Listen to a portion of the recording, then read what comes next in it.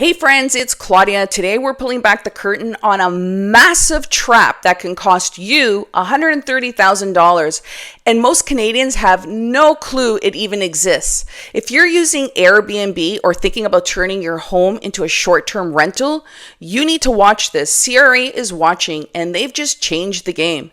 So picture this, you sell your Airbnb for $1 million and CRA comes knocking for $130,000 in tax. On the wholesale price, not from the profit, on the full price. You thought Airbnb was just a side hustle, but CRA now treats it like a hotel, and you're being taxed like you're the owner of a Marriott. So let's stop and really think. When does a rental side gig become a business? Because once CRA sees a business, it gets brutal. You could lose tens of thousands unexpectedly. Your money that you counted on is now suddenly vanished, gone right to Revenue Canada. The rules are confusing. Most people don't know when their home becomes a business. But once you know the trap, you can plan smart and protect your wealth.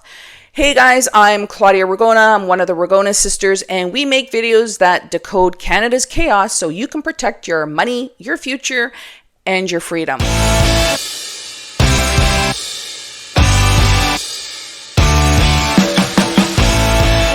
So if you're a homeowner, investor, or just somebody trying to build an income in this crazy economy, this video is for you.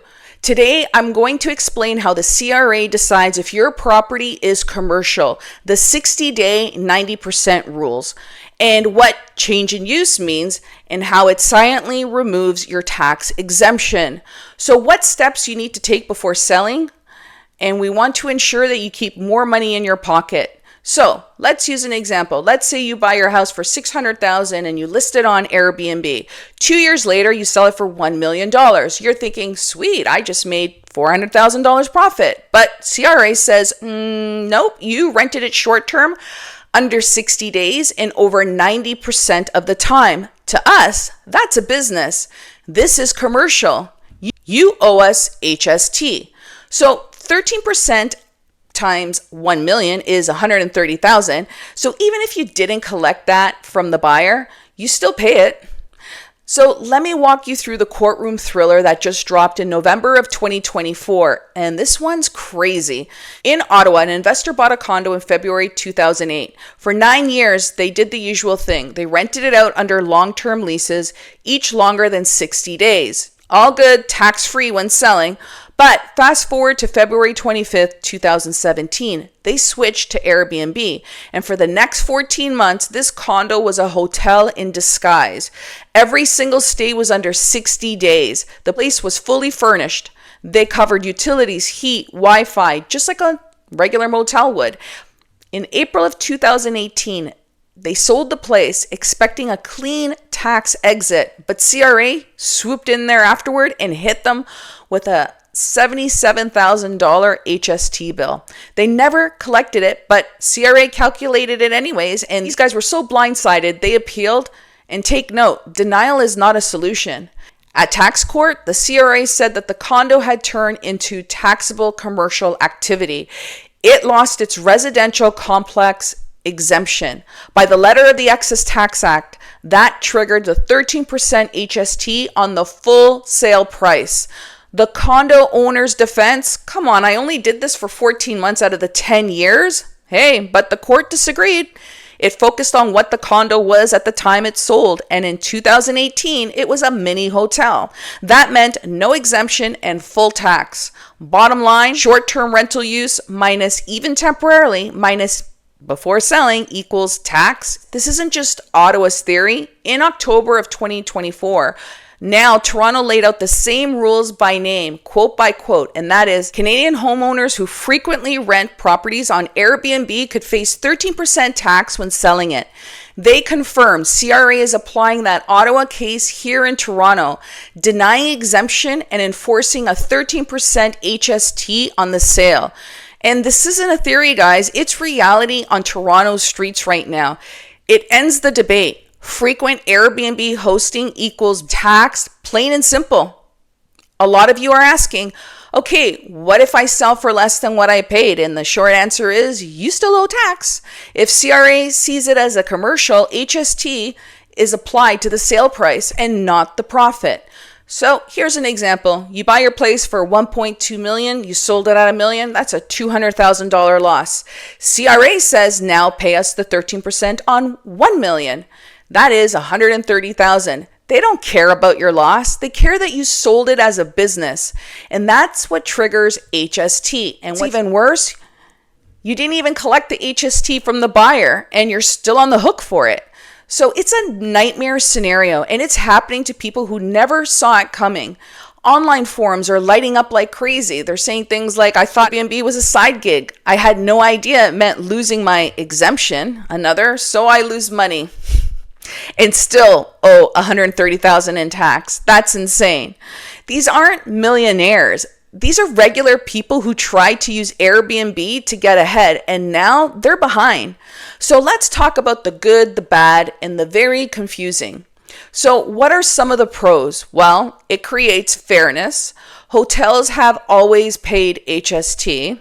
Now, if you're running what's basically a mini hotel, the government's making sure you are taxed the same way. That levels the playing field for licensed operators, and it helps return homes to the actual buyers and renters. And some cities argue that when investors gobble up homes for Airbnb, it actually pushes the locals out. So this tax might make some of those investors think twice.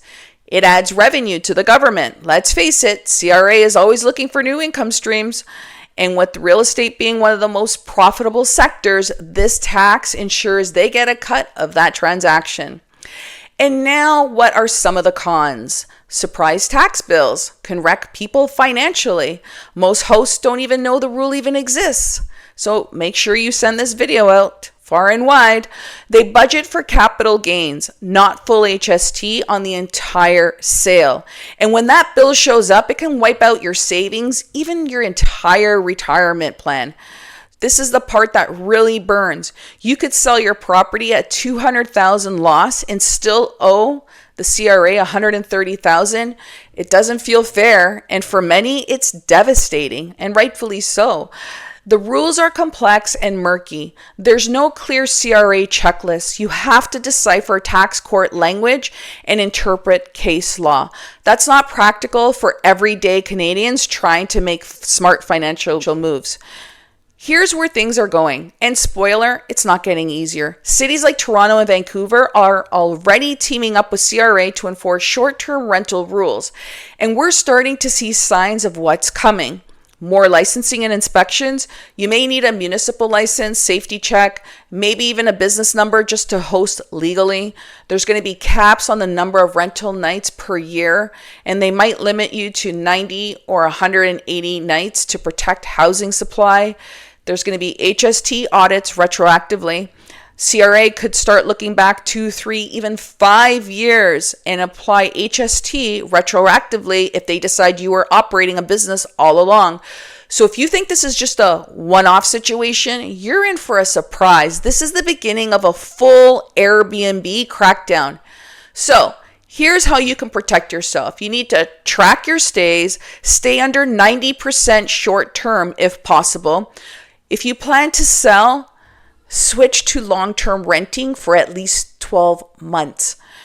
Talk to a tax advisor, especially if Airbnb is part of your investment strategy, and don't assume a loss will protect you, because it won't.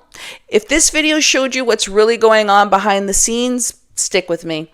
This is just one part of Canada's real estate shakeup, because knowledge equals protection. So let me know, are you running an Airbnb in Canada? Did you know about the 13% HST rule?